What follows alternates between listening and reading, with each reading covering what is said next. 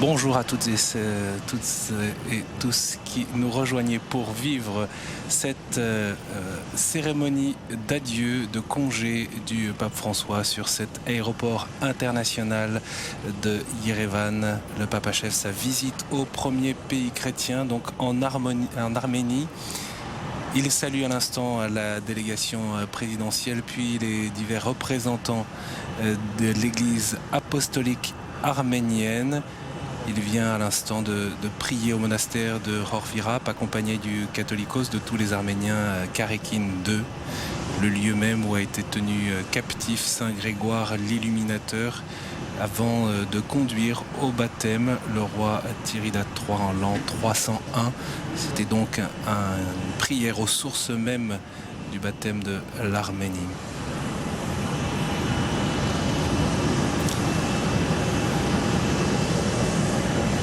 Le pape François qui a été accompagné tout au long de sa visite par le catholicos Karekin II est présent bien sûr à cette cérémonie de congé le président de la République d'Arménie, Serge Sarkissian. Et comme vous le savez, le pape est évêque de Rome, vicaire du Christ, pasteur universel de l'Église. Il est aussi chef de l'État du Vatican. Et à ce titre, toutes les exigences du protocole d'une visite d'État en Arménie pour un chef d'État ont été strictement suivies. Ainsi, la garde d'honneur vient rendre hommage au pape François.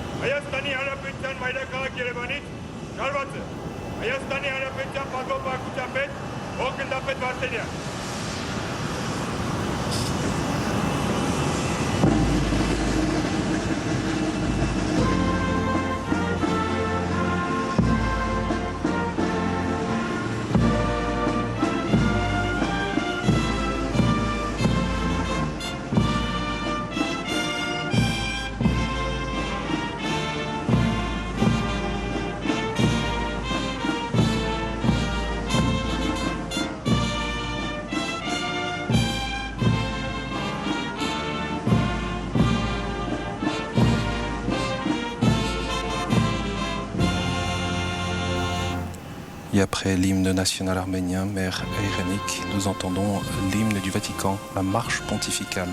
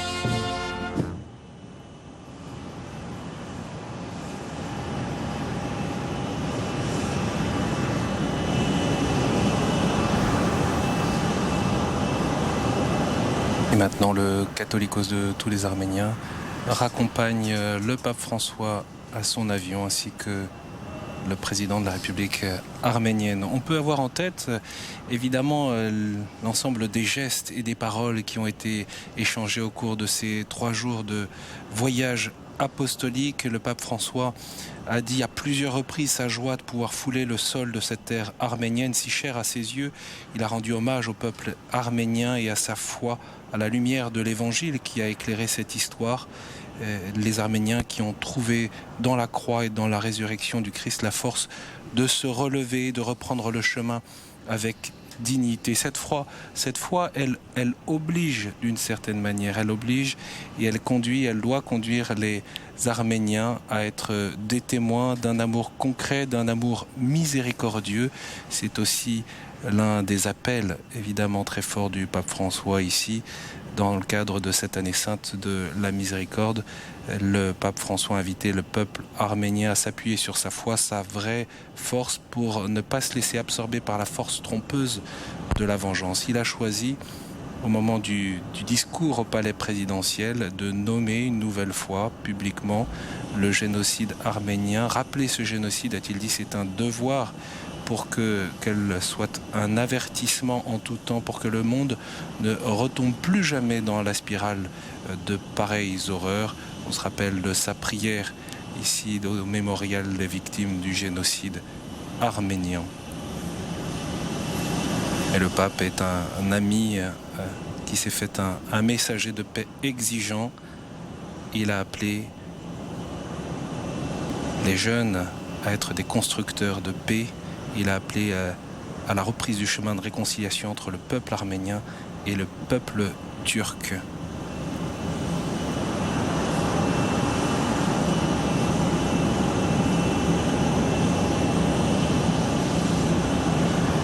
Donc le pape François qui monte à bord de cet avion qui va le conduire, le ramener à Rome.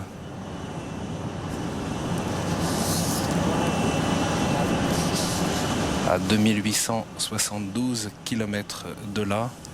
Et c'est l'occasion d'une dernière salutation de la part du président de la République accompagné de son épouse et du Catholicos.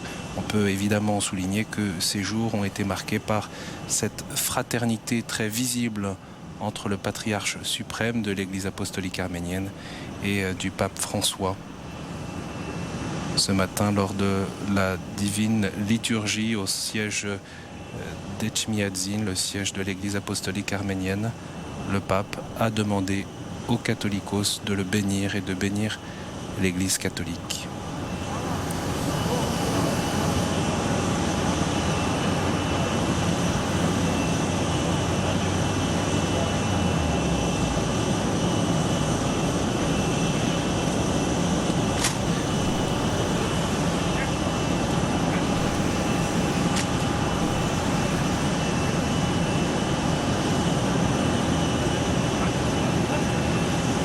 Au cours de ces 3 jours ont donc été renforcés, réaffirmés cette volonté de marcher vers la pleine unité, la pleine communion entre les églises, notamment entre cette église apostolique arménienne et Rome, mais également cet appel à se tourner vers l'avenir pour œuvrer pour la réconciliation et la paix.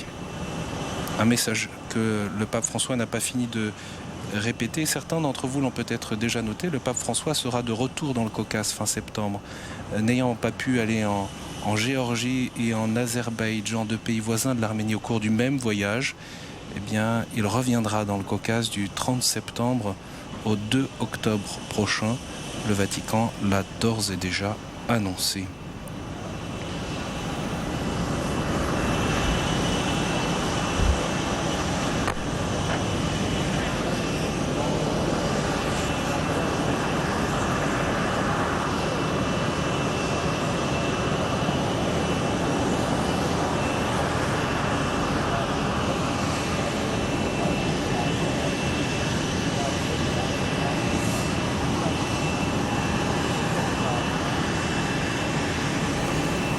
Comme lors des précédentes rencontres avec des patriarches, que ce soit le patriarche œcuménique Bartholoméos ou encore avec le patriarche de Moscou, avec l'archevêque d'Athènes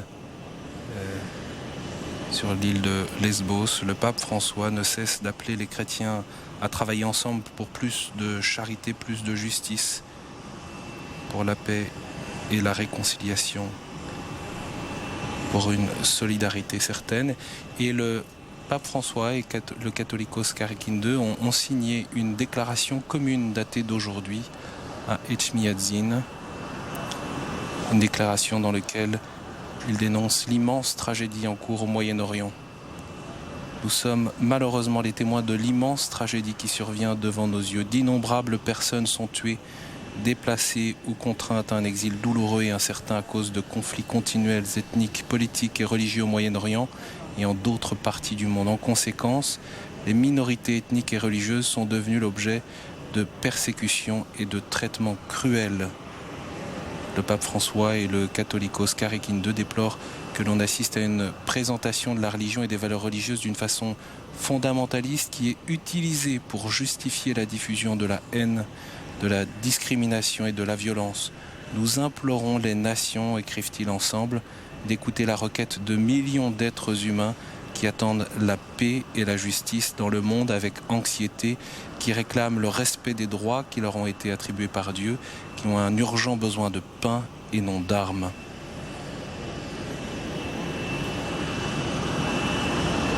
Le pape François et le catholicos Karekin II insistent également et demandent de faire beaucoup plus, d'ouvrir les cœurs et les mains aux victimes de la guerre et du terrorisme, aux réfugiés et à leurs familles, et aux responsables politiques et à la communauté internationale. Ils demandent de faire beaucoup plus encore pour soutenir l'état de droit, protéger les minorités religieuses et combattre le trafic des êtres humains. Alors une déclaration, bien sûr, que vous pouvez retrouver sur le site du Vatican. On voit à la fois les délégations de l'Église arménienne apostolique et ici donc de l'Église catholique. On apercevait le patriarche arménien catholique Grégoire Pierre XX Gabroyan notamment.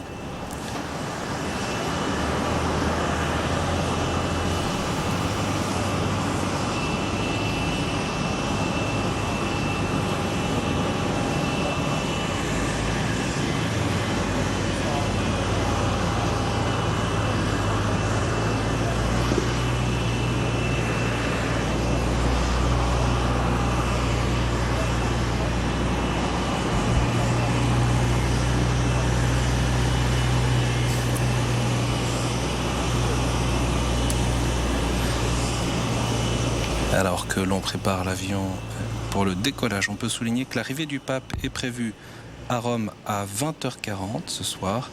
L'avion doit survoler la Turquie, la Bulgarie, la Serbie, le Monténégro, la Bosnie-Herzégovine, la Croatie, avant d'arriver dans l'espace aérien italien.